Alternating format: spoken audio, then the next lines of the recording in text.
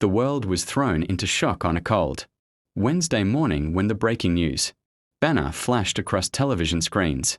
Charlie Kirk assassinated.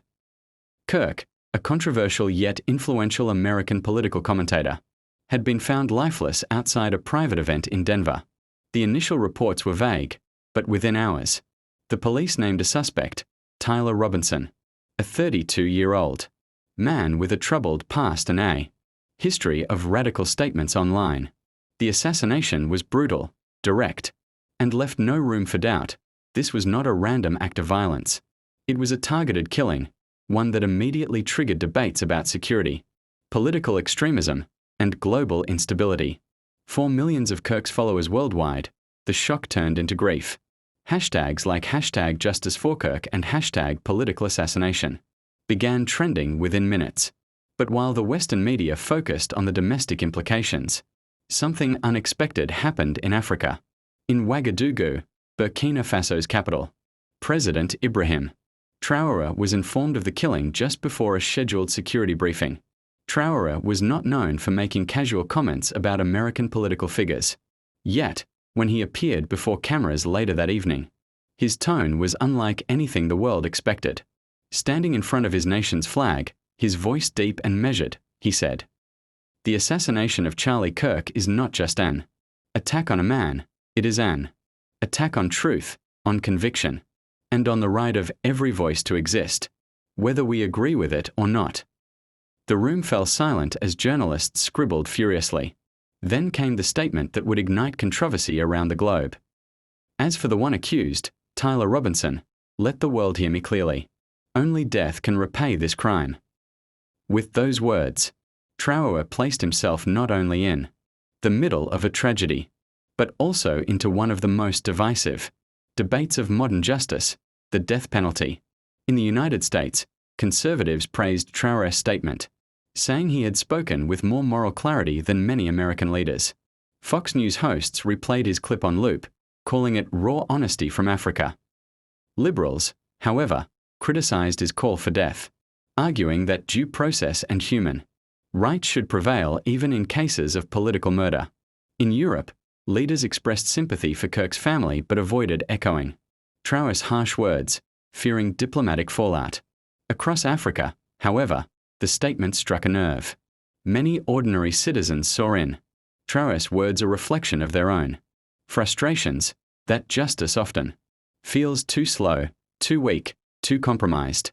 The speech went viral on TikTok and Twitter, with millions sharing the single line, "Only death can repay this crime." Tyler Robinson was not an unknown figure. Investigations quickly revealed he had a criminal record, including multiple arrests for assault.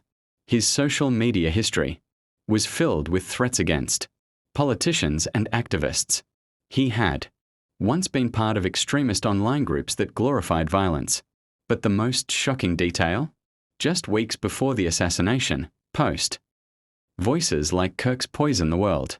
Someone has to silence him. For Traoré, this was more than evidence. It was proof that Robinson had acted with intent, with malice, and with no regard for life. To him, justice demanded balance. And in his eyes, only one balance remained: death for death. 2 days after his first statement, Traoré appeared again, this time in a live interview broadcast internationally. The interviewer asked him why he had spoken so strongly. Traoré leaned forward, his eyes blazing. "Do you think I spoke lightly? No. I spoke with the weight of every mother who has buried a child because of senseless violence. I spoke with the anger of nations who see killers walk free in the name of politics. Tyler Robinson is not just a man.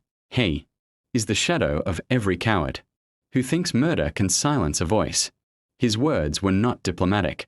They were raw, emotional, and filled with pain that resonated far beyond Burkina Faso.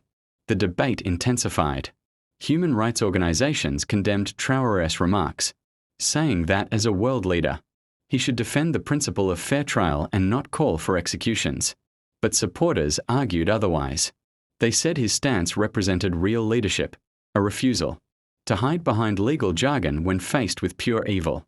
Across social media, new hashtags emerged. #Traoré vs Tyler Robinson, Hashtag death penalty debate. Hashtag leadership under fire. The world was split. But one thing was clear. Traoré's voice had turned a domestic American tragedy into an international conversation about justice, morality, and the future of political discourse. African leaders privately praised Traoré for showing strength, even if they did not publicly echo his call. The US State Department released a cautious statement. While we respect President Traoré's condolences, the United States maintains its commitment to due process and rule of law. In the Middle East and Asia, commentators admired his boldness, calling it a sign of Africa's rising political confidence. Traoré, in one speech, had managed to place himself in headlines from Washington to Beijing. The trial of Tyler Robinson was still months away, but already the pressure was immense. Would American courts consider the international uproar? Would Traoré's words influence public opinion in the United States? Analysts debated whether Traoré's statement was a spontaneous outburst or a calculated move to position himself as a moral voice on the global stage. Either way, the message was clear. Ibrahim Traoré was not afraid to demand the harshest form of justice, even when it concerned a foreign figure. The story of Charlie Kirk's assassination will forever remain a tragedy. But in its aftermath, one leader's words cut through the fog of grief and politics. Traoré's declaration, "Only death can repay this crime," became more than a reaction. It became a rallying cry, a point of debate, and a mirror reflecting the world's divided views on justice. For some, it was dangerous rhetoric.